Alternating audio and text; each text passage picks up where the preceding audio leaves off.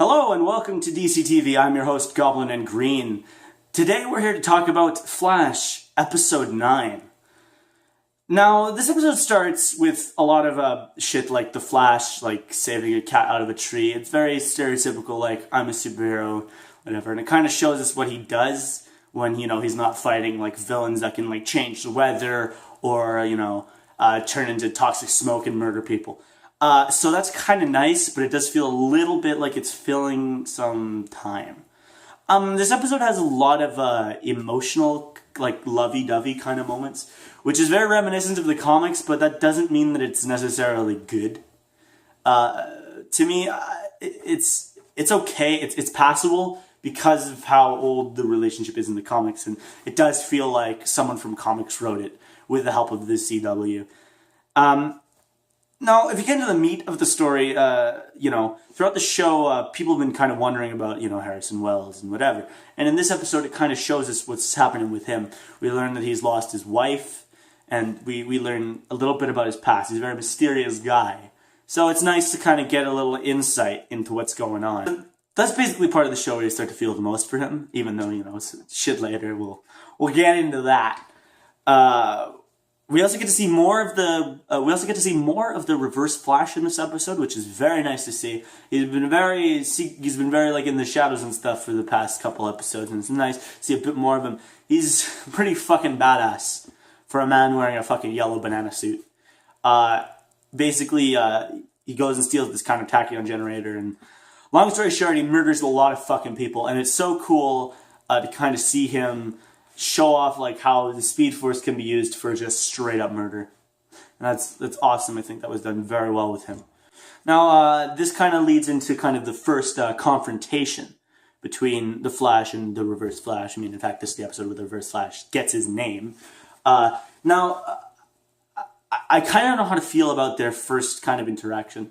It's cool, but at the same time, it's not kind of an epic fight. It's not like fists flying and swords and whatever. It's kind of, I get it because they're fast, they have to race, but it is basically just a showcase of Reverse Flash saying, I'm better than you and I'm faster, which is cool, but I kind of already knew that, but it does let Flash know what the fuck he's dealing with. So that's pretty badass. I mean, it's okay, but I wish there was a little bit more punching and a little bit more like actual fucking fight. But for what it was, kind of just a show of dominance on behalf of the Reverse Flash, it was pretty fucking good. Another thing that happens in this show is you get to kind of see that Eddie kind of doesn't trust the Flash or any of these metahumans and stuff. So he wants to set up a metahuman task force. But no one really believes him about these people. They kind of just think he's kind of full of shit. Because at this point in the show, the Flash isn't really a big like thing that people know. He's kind of a rumor, or he's, that kind of stuff. But this shows that there's another speedster who's murdering people, stealing shit, and all that kind of stuff. So, I mean, it is kind of cool. It's legit cool to see Eddie kind of try to set up a superhuman task force. We'll see where that goes as the show goes on. But for now, it's a pretty promising idea as of the 9th episode. I would like to see some more rivalry between him and Flash, and this may or may not do it, but we'll see when we get there. This episode is also references Ronnie, Caitlin Snow as a boyfriend, fiance. It's kind of going on about how, still what happened to him. Because there's a lot of mystery behind it, and there's a lot of people who had changed by the particle accelerator going off and whatever. And, at the end of the episode, we get to figure out that he is now Firestorm, and he helps Flash in the final battle with Reverse Flash. So that's kind of cool to see him in it. But he kind of just shows up and leaves. But I guess that's fine for this because you don't want to pull an Arrow where he has just a bunch of sidekicks. This episode is one of the more important episodes out of the series because it does show you a lot of Reverse Flash, and it shows kind of Flash's motivation to do things. It's important to kind of the all-around narrative of season 1 of the show, and it's awesome because it shows how Barry is different from a lot of other people, how he always sees the light in the situation, and if there is no light, he will be it.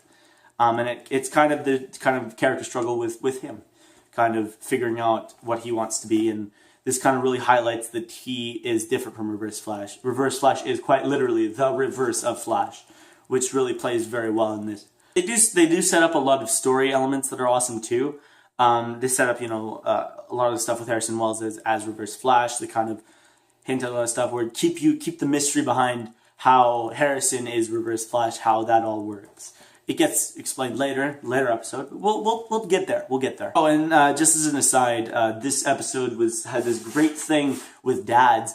We go to kind of all of Barry's kind of, I guess, father figures, I would say.